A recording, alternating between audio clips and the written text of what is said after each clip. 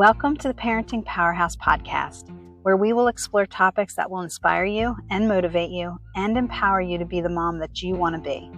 So come on a journey with me as we dive into the challenges and triumphs of raising a neurodivergent child, because I want to provide you with the tools and mindset to create peace for you and your family.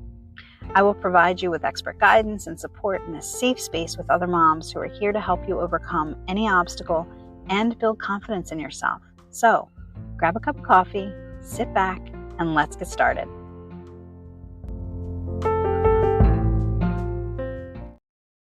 Hey, welcome back. I just want to thank you so much for listening. You guys are awesome moms, and I know this because you're here. You're listening and trying to learn new strategies and perspective and connect. And that's what makes you a great mom. You're leaving amazing comments, and your emails have included so many great questions. You have been making incredible suggestions. I have to say, you're the best. Thank you, and I love you. I am so excited to be here. You're actually making this so rewarding. So we're now a couple of months into this podcast, and with the comments and reactions and emails, I'm really excited to say that this podcast isn't just about information. It's about transformation. It's about moms, and it's becoming more of a community, which is amazing to me and so awesome, as I've always felt really good around other women and other moms. There's just something about women getting together and uplifting each other. It is the most powerful group I have ever been a part of. So I've set up a private Facebook group called Parenting Powerhouse that I'm going to invite you to visit, because this is going to be that place for community where we can go in and just support each other by sharing wins and what is working. It's not a place to vent like some other Facebook groups. This is just to help each other with suggestions. And it doesn't even mean that everything is going to be the best for somebody else or work for everyone. But at least we are helping each other build a toolbox of strategies and tips just to keep us going and feeling good. In all honesty, what is better than making other moms happy and feel like they are doing a good job and feeling that way ourselves and just supporting each other for humanity's sake? Instead of making people feel like they're not doing a good job and they're not doing well enough, because this is kind of how I think we feel a lot of the time, which is sometimes how I feel when I hear scary stories in other groups. Well, we're here to say that yes, you're doing a great job. And here's something that I tried that worked for me, and allowing people to make their own decisions. And I think this is a great way for anybody who wants to accomplish or progress further in their momming abilities, whether it's in that IEP meeting, or finding extracurricular activities for the kids, or maybe helping with play dates or teaching their kids social communication skills. But most importantly, we're here for self-help and self-care for mom. So how about this? How about after this episode, you join the Parenting Powerhouse Facebook group and comment with one thing that has worked for you. And maybe it only worked once, but it did work. And that doesn't mean it has to work again. I mean, things change, right? Kids change, our attitudes change, our feelings change. Every day can be different. And if everybody starts posting, then we're going to have a huge amount of information for everybody to try and to put in their toolbox.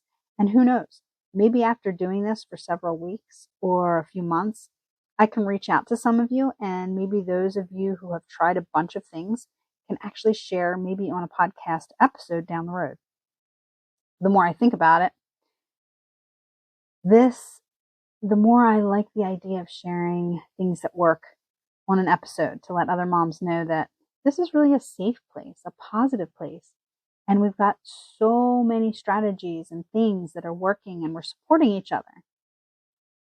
Okay, so I've gotten off track just a little bit.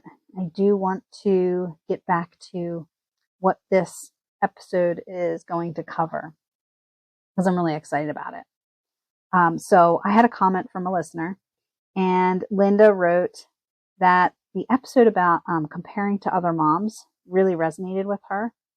And she recognized that she was doing this so much, and it was getting in the way of her joy of just being a mom. She started using a couple of strategies that were shared, and it made her feel better about her daughter's challenges and triumphs. So she said that she noticed more of the triumphs, which just felt great.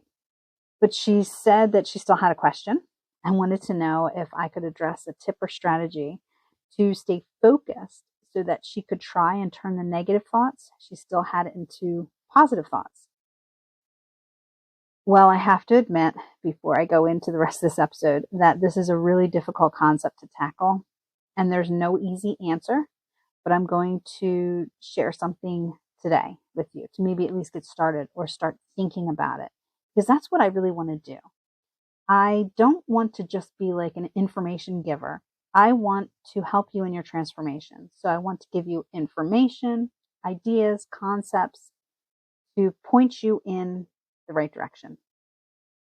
So let's get into this episode's main topic, which is how we do shift our thinking or understanding to be open to different ideas and different strategies and not feel so burnt out, but actually find the opposite in a situation or our life in the real time.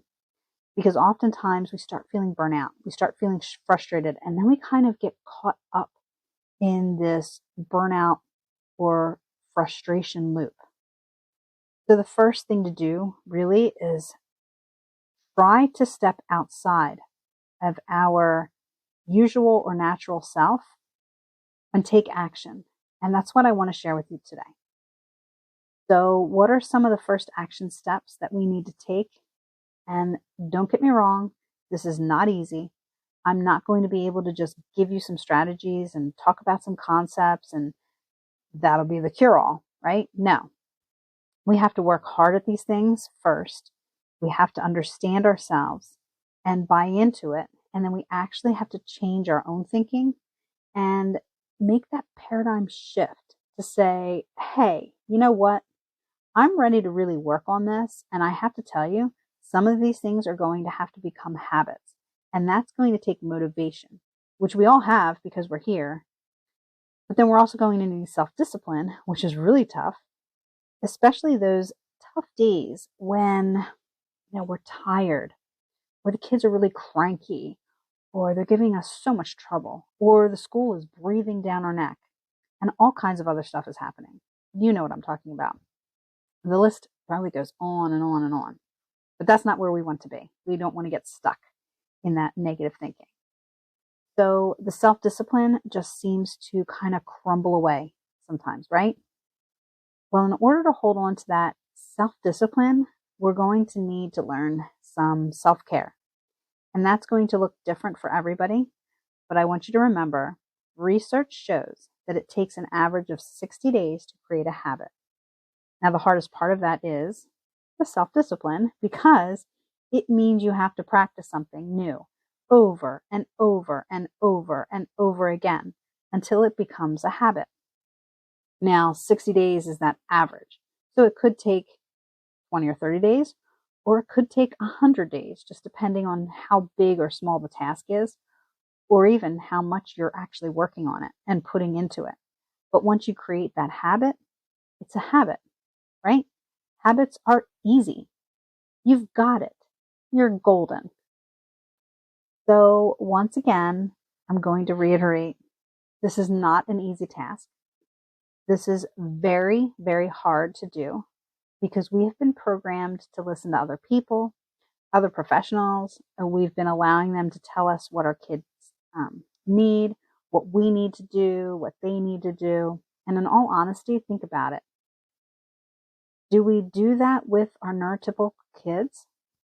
If you have another child that maybe doesn't need as much as one of your kids, or is more on a, like I would say, neurotypical type of track with milestones and their timeline, would you seek out all of the same amount of professional help when they have a challenge? Possibly no, because we are programmed to see things one way. Then when we have this kid that's just super magnificent and super different, then it's almost like we need some type of guidebook and all of this outside help. We're outsourcing constantly. And is everything we are being told and suggested working? If you say, no, not everything, things just aren't working as much as I would hope, then this is the right place for you. So let's get started. It's going to be hard work, and I don't want you to think that it isn't. And if you're not going to do the work, then this isn't the place for you. So just kind of be prepared, because there are 3 things you need to do, 3 strategies, and they're all going to take hard work and a different way of thinking and understanding. But we're going to get started today. Are you ready? I hope so. Number 1 is just adjusting your thoughts to be more positive about yourself and about your life. And I have an exercise to help you with this. And I'm not sure if you're thinking this, but it's like, okay, adjusting your thoughts to be more positive. Oh my gosh. I don't know about you, but the thoughts that are easiest or come very easily to my brain when I'm tired or frustrated or whatever are the negative thoughts. So what do you say to yourself? What do I say to myself? I could just say, oh, you're not getting it. You're a horrible parent.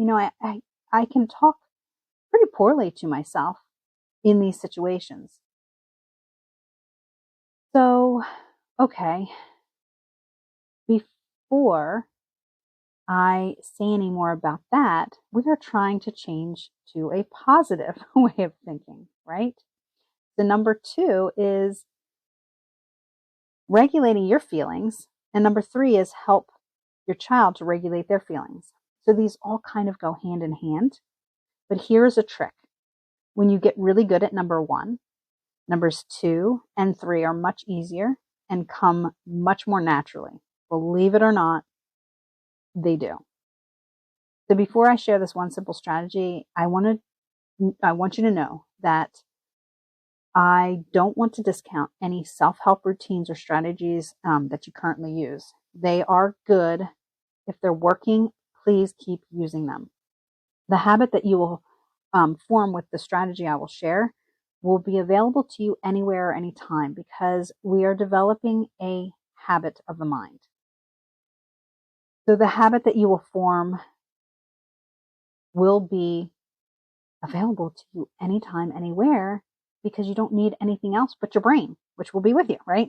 Okay, so this strategy, and you've probably heard this before, and I can already almost hear the sighs when I say that, but this strategy is a journaling routine to create a new habit, okay? Once written, twice learned, right? So we are going to journal, but this may be a very different type of journaling than you're used to, because you can use any small notebook.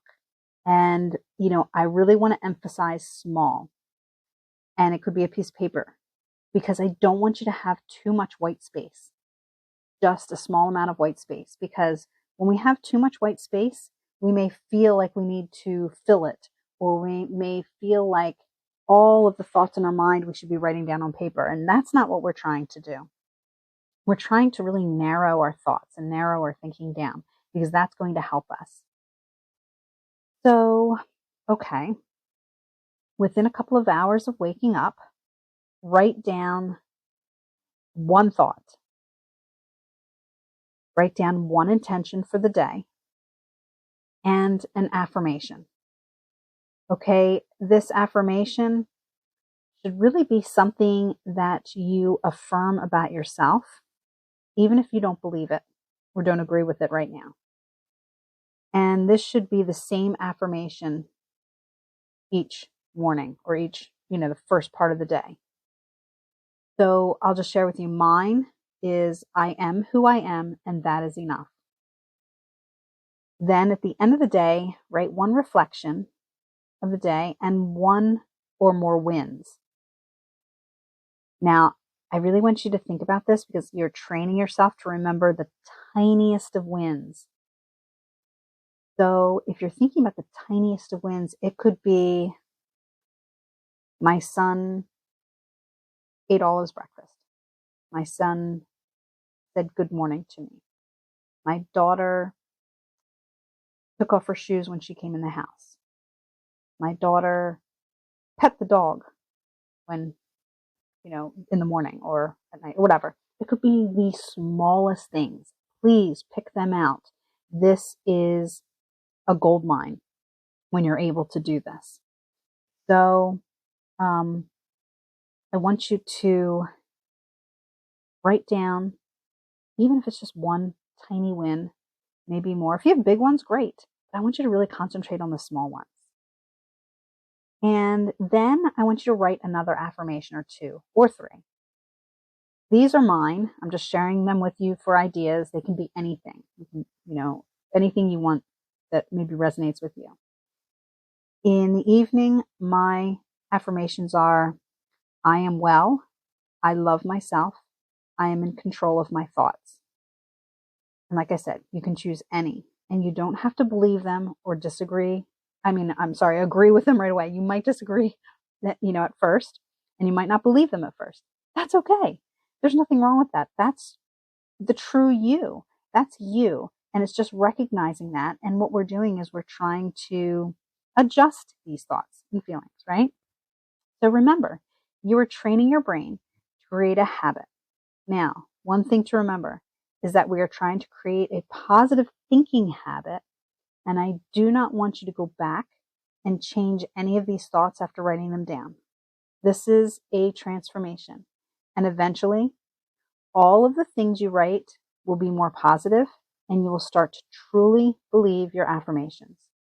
Eventually, when this thinking becomes habit, you will recognize it, and you will not need the organized journaling exercise. That's all I want to leave you with today, because that in itself is a lot. It's a huge deal. It's a lot of work. Like I said, it takes an average of 60 days to create a habit.